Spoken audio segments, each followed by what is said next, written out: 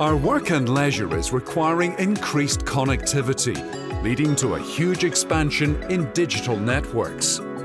As the world's internet capacity grows, so do the opportunities to innovate every aspect of our lives.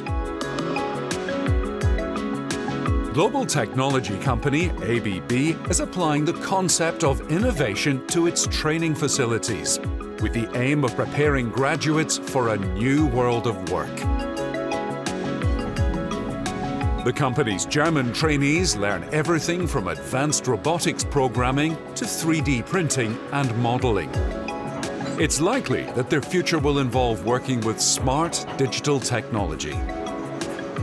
Every day we work with computers and we use a lot of programs in it. It is very important because, like when you see 10 years ago, the smartphone, we didn't have any. We had like Nokia phone. And now when you see we have smartphones, we can touch them and we can do everything with that. And I'm pretty sure that next year it will change a lot. Around 800 apprentices train at this ABB facility in Berlin. When it was founded 65 years ago, emphasis was on traditional techniques of welding and metalwork. These have now been eclipsed by state-of-the-art digital and automation technology. The industry is changing and the skills have to also change. World-class products and world-class technologies needs world-class experts, and we train them here. At a time when the technological revolution is changing factories and offices, technology firms are finding that it's never been more important to ensure a skilled workforce is ready for the challenge. That's good for workers facing up to a new kind of labour market. And as the fourth industrial revolution gets underway, it's also good for business. Training has always been absolutely key. It's not the first industrial revolution, and training has accompanied our colleagues over the decades, actually over the 125 years ABB has existed. So I guess we're not only focusing on our business, but we also have a role macroeconomically, macro-socially. The skills learned in centres like these are crucial to the next generation research and development work that tech companies are bringing to market. Like ABB's smart sensor, which allows remote monitoring of industrial motors, or the Internet of Things interface software, both products developed by researchers in India. Translating cutting-edge training to cutting-edge research is one way of showing how the digital revolution can best be harnessed. European leaders are also challenging their citizens to dream big and create new concepts for the digital revolution. The European People's Party, or EPP group in the European Parliament, is working to boost funding in research and innovation to make it easier for visionaries to bring their ideas to market. German MEP Christian Ehler believes investing in innovation could contribute to solving some of the world's most intractable problems.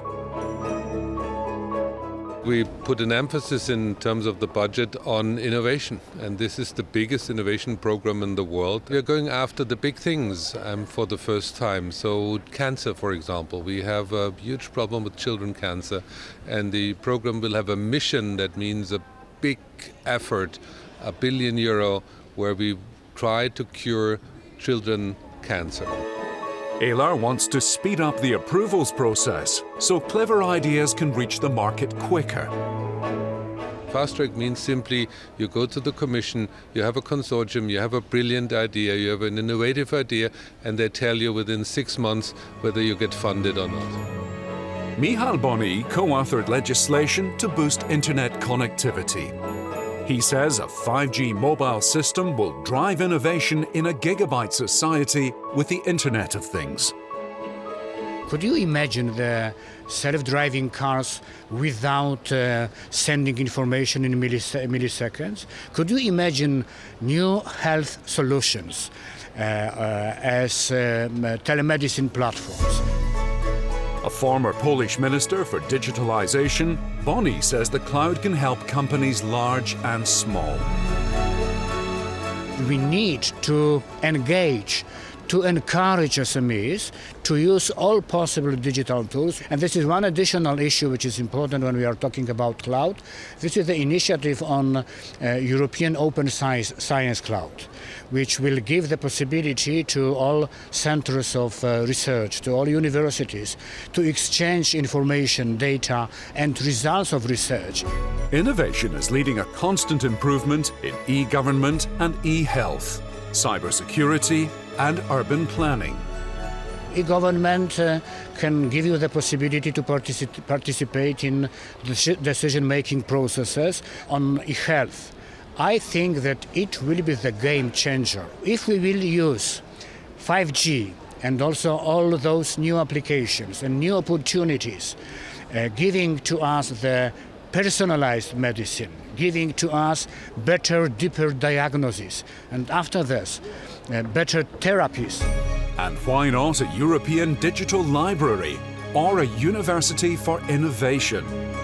MEPs say innovation is limitless in a digital world. We have joint efforts in the big things, and I think that's an EPP idea, that we go on plastic in oceans, that we care about the next generation of IT, quantum computers. We want to have a quantum computer in 2030. So go after the big things, join efforts, and be competitive in a even more competitive global world. We need as EPP to address our message on innovation as message addressed to all people, to every citizen, to every patient, to every resident of the small city and the big city, to every worker and to every entrepreneur. Among the many innovations that are transforming our working world, drones are among the most useful and the most versatile. They're being used by first responders to save lives, by conservationists to protect the environment, and by scientists and researchers looking for new ways to preserve and protect our global habitat. Year after year, we've seen drones being used in more places throughout the world. I think about first responders, who at this point have saved over 250 lives with drones. And I also think about rangers in Africa. With a drone, they can now manage and protect elephant populations in ways that keeps everyone, human and animals, out of harm's way. We see drones empowering organizations in new and creative ways every day, and the uses continue to expand. DJI was founded on specific principles like empowerment and inspiration. As advanced as we made a drone, it's ultimately a resource to fit people's needs. What always impresses me is how our users have taken this tool to turn their bold ideas into action. These people are more than just pioneers. They're proof that innovation isn't just driven by technology alone, but the people who use it. What I love most about the stories of our drones is how they've inspired people to discover themselves. Many people have started their own businesses with drones. Those with limited or no mobility have found their wings with a drone, rediscovering the world and creating their own paths.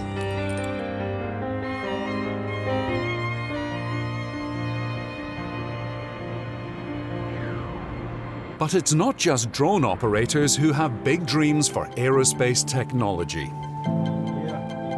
Swiss 7th graders, Elias and Mark, represent a new generation whose ideas are ready to take flight. The classmates produced a written proposal detailing their concept for an electric-powered commercial aircraft and sent it to Airbus. We are fascinated of the airplanes which are now in the world. They are flying, and yes, and then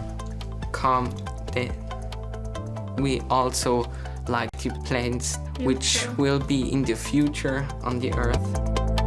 Airbus Chief Technology Officer Grazia Vittadini was so impressed that she invited them to tour the head office in Toulouse. these will be the customers and engineers and hopefully pilots of the future. And so it is important that we are on the same page. And definitely we see now in the younger generations a growing interest when it comes to environmental awareness and sustainability. And this is definitely where Airbus is. This is something big on our minds and into our hearts. Prioritizing safety, connectivity, and zero-emission flight, the BOIS concept put them at the cutting edge of aerospace design.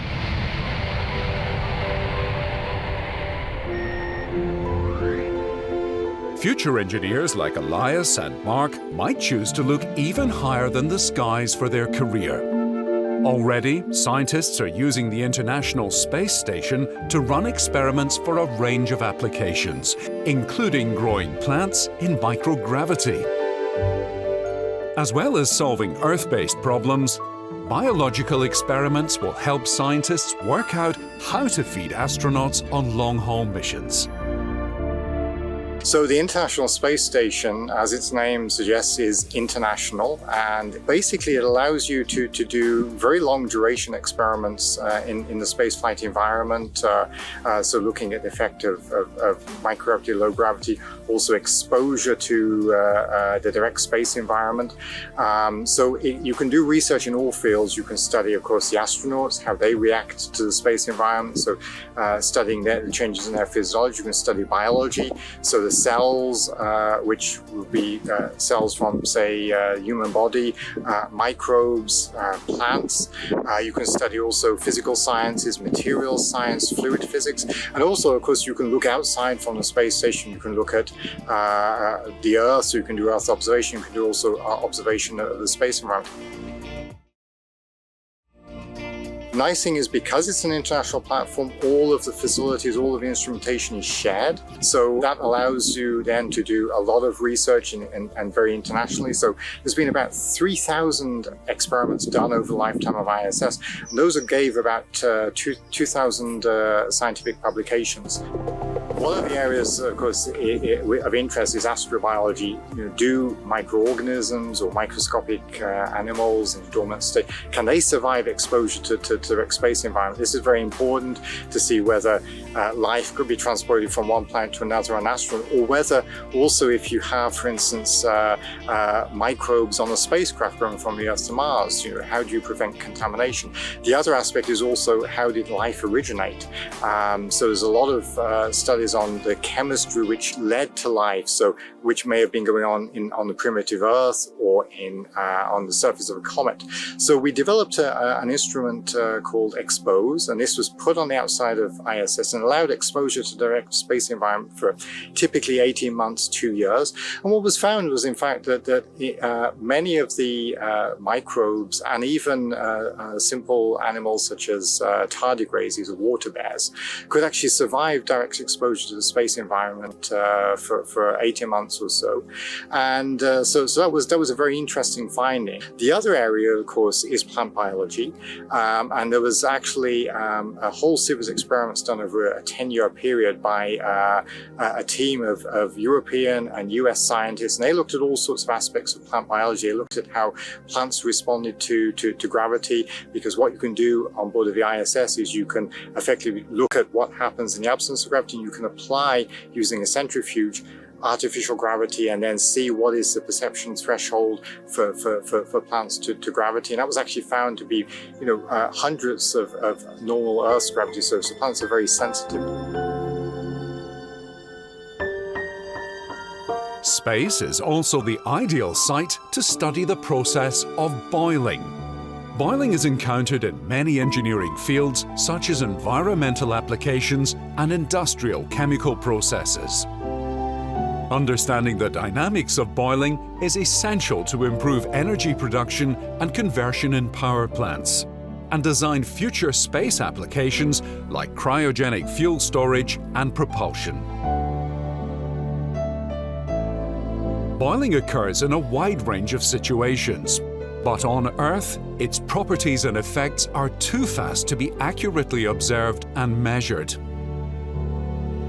But experiments conducted in low-gravity environments, like on the International Space Station, allow us to observe phenomena like phase transition and the onset of bubbles much more clearly.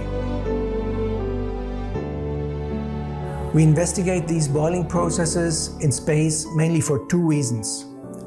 First of all, because today's design methods are based on empirical knowledge and not really reliable when choosing, for example, new fluids or sophisticated microstructured wall geometries.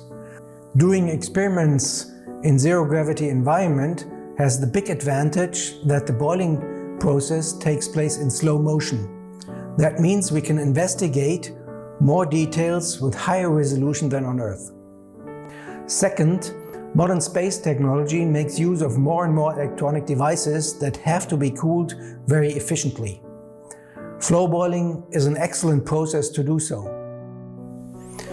In a team of European scientists, we tested many different components and preliminary setups in our labs on ground, as well as in many parabolic flights. This has led to the final experimental setup of Ruby.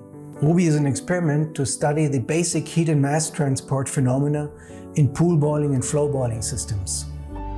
Performing tests in microgravity conditions is necessary to better understand the boiling process. Such studies may lead to the increased energy efficiency of several applications here on Earth, from power plants, thermal management systems used in electric vehicles, laptops, and smartphones. The opportunity to conduct experiments in space opens a new world for scientific possibilities. Even school students are able to book a place to transport their studies on the commercial SpaceX spacecraft. This moves our horizon from the Earth to the universe beyond. Our working world has been disrupted by technology to the extent that it's estimated 47% of today's jobs will disappear in the next 25 years. But data scientist is a profession that has a bright future. Any company around the world is actually using data to improve their business. So the question is, how do they deal with that data? How do they manage these volumes of data that nowadays we are massively collecting? Data is the new oil, but it's also true that you have to extract oil, you have to transport oil, you have to do everything that we already did with oil. Other jobs in demand include business translator, who works out the questions to ask a data scientist, and agile coach, who helps companies maximize their flexibility. Finding the right people to fill these positions is a competitive business. Our competitors in talent search are not only companies of our sector, are all of the companies from different sectors. Today, we have to go to search for them, to find them, and to convince them so that they want to come to work for us. A car has 100 million lines of code, more than an F-35 fighter jet. So one of the most important jobs of the future in the automotive industry is software developer. Spanish car maker SEAT has trialed a program to give 5 production line workers intensive training in software programming. I came to SEAT 9 years ago and have been in workshop 8 until today. Here in the electronics lab, we make sure the machines on the line work properly. Today I'm starting a new path. The trainees start their intensive course a little nervously, but quickly adapt to the new environment. If this program is successful, it will open new careers to many other car workers. Our goal is to show that we're able to get people like this so they can help us in different roles, potentially bringing additional value. 3 months into the 4-month program, and the trainees have exceeded the expectations of their teachers. At SEAT, we believe in our internal talent, so to transform our employees means they'll be 100% committed to the company. These 5 graduates were the first, but they won't be the last. The company is committed to working with its employees to keep ahead of the curve and enable as many as possible to retrain in jobs of the future.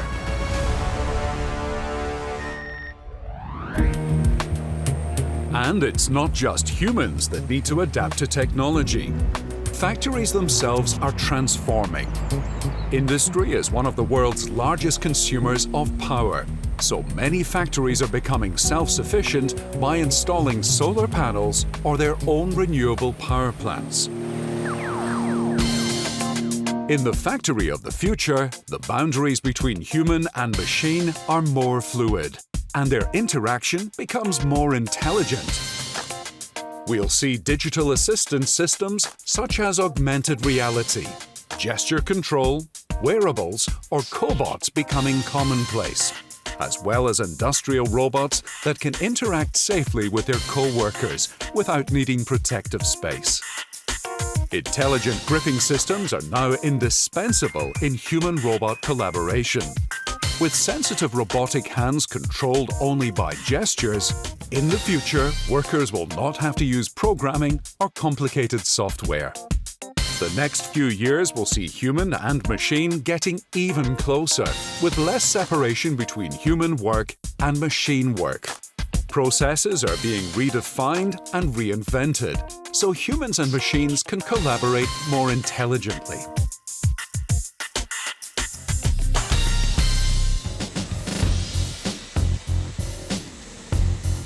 On the production line itself, robots are already taking a load off workers and completely taking over some of the more hazardous jobs.